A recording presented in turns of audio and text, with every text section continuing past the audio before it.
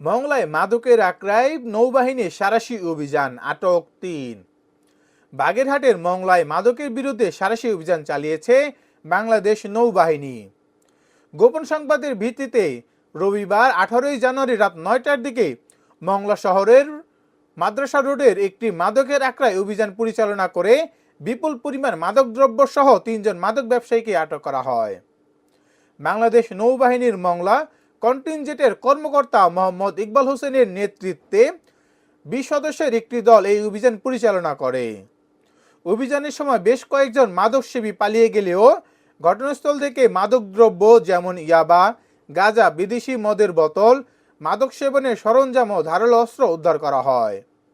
আটককৃতরা হলেন মোহাম্মদ সুজন হোসেন সজল, মোহাম্মদ নজরুল ইসলাম, মোহাম্মদ রাইহান। তাদের বিরুদ্ধে আইনগত ব্যবস্থা গ্রহণের জন্য জব্দকৃত মালামাল সহ থানা পুলিশের কাছে হস্তান্তর করা হয়েছে।